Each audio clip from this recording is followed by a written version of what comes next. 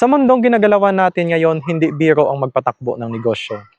Marami ang sumusubok, pero marami rin ang sumusuko kapag hinarap na ang hamon ng kakulangan sa kapital. Magandang araw mga ka-Love Racers! Ako muli ang inyong lingkod, Kuya Love. At nandito tayo ngayon sa San Lorenzo, Guimaras para sa isa na namang espesyal na episode ng kwentong ka-Love Racers.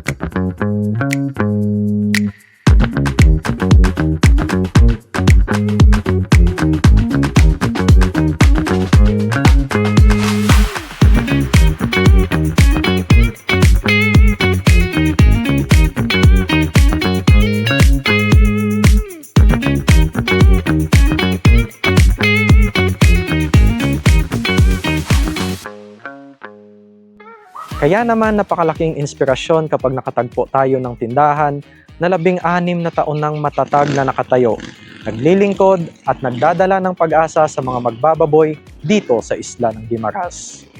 Mula sa isang simpleng sari-sari store, ngayon ay katuwang na ng paglago ng komunidad. Alamin natin ang kwento ng Jane and Kim Store. Ma'am, magandang araw po. Ako nga po pala si Norly Aguasito, Kuya Love ng Love Feeds. Ma'am Juliet, maaari mo po bang ipakilala sa ating mga manonood ang iyong sarili at ang iyong tindahan dito sa Guimaras? Ako si Juliet Colaste. Ang pangalan sa aking tindahan, Jane and Kim Store, located sa Barangay Constancia, San Lorenzo, Guimaras. 16 years ago, nagaisip ako nga mag-umpisa sa akong business diri sa location ko Subong. Kaya nakita ko ang potential sang mga buyers, like malapit ako sa school, madamo pa malay sa palibot. So nag-start ako sa gamay lang nga business. Hasta sa Subong, na-expand ko na ini kay tungod nagdugang ako sang Love Feeds, kaya mo ginaang demand diri sa amon nga lugar Subong. Wow, 16 years na po pala ang Jane and Kim Store, ma'am. Ano po ba ang naging inspirasyon ninyo sa pagtayo ng negosyong ito? Una-una, syempre, dugang income sa akon nga grocery. Additional income po. Tapos, demand po diri ang Love Feeds kay amo na di ang ginapangita sa amon mga customers. Noong nagsisimula pa lang kayo, ano po ba ang mga hamon na hinarap ninyo sa pagninegosyo? Syempre po, una-una po is gamay lang ako nga kapital. So, gadwa-duha ko kay syempre gamay lang ako nga kapital. Kag ang isa pa, ang delivery time nila, kung saan ang delivery nila, basi maubusan naman ako sang feeds. So, mabudlay gid. Opo, kasi demand po, di ba? Opo. Ma'am Juliet, paano nyo naman po nakilala ang Love Feeds? Sa mga customer ko diri, kapamangkotid sila kung may baligya kami nga Love Feeds product. Amo na nga daw na encourage gid ako nga magdala sang Love Feeds product. So customers talaga yung Customer. naghanap.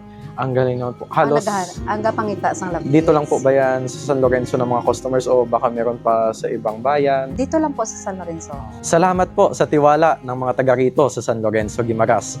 Ma'am, ano po ba yung una nyong impresyon sa Love Feeds? Sa nakita ko sa Love Feeds, quality ang Love Feeds. Tapos, ang packaging, okay na okay gid. Kag ang price is abot kaya sa mga customer. Oh, mura na. Tapos maganda yung packaging kasi laminated na eh. Hindi na mababasa yung content sa loob. Ma'am, kamusta naman po ang karanasan sa pagbebenta at ano po ba ang masasabi ng mga customers sa ating produkto na Love Feeds? Manami ko ang Love Feeds kay manaming epekto niya sa ilang baboy. Tapos, dasig magdalag ko kag mabugat pag inbaligya. Quality talaga. Quality. Napakagandang balita naman po niyan para sa mga hog racers natin dito sa isla ng Guimaras. Ma'am, sa pangkalahatan po, ano po ba ang naging epekto ng Love Feeds sa inyong negosyo? Dako gid ang epekto sang Love Feeds sa akon nga negosyo kay nagdako ang akon nga sales, dako ang akon nga income, so na-expand ko gid mayo ang akon nga business. Ang laking tulong po, di ba?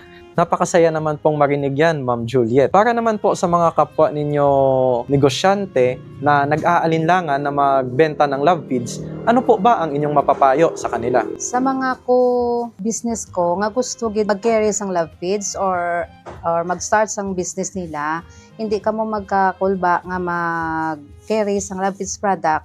Kaya ang Love Feeds products ginapangita na sang customer, hindi na kamo mangita sang customer. Okay. So amo na subong ang demand diri sa amon nga lugar, ang Love Feeds gid ang ginapangita sa mga customer namon. Ma'am Juliet, alam namin hindi ka nag-iisa sa laban. Nandyan ang aming promotion specialist Ano po ba ang naitulong ng aming promotion specialist dito sa iyong store?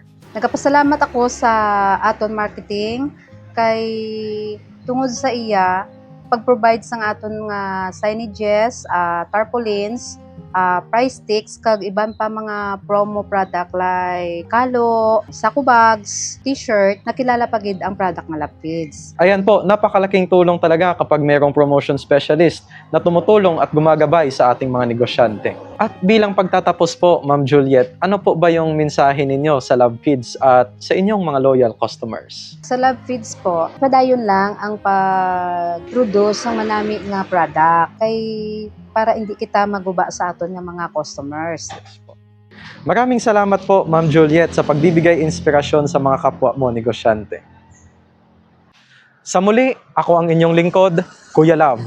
Tandaan, sa bawat sako ng Love Feeds, hindi lang nutrisyon ang dala namin, kundi pagmamahal at malasakit, hindi lang sa magbababoy, kundi pati na rin sa mga negosyante.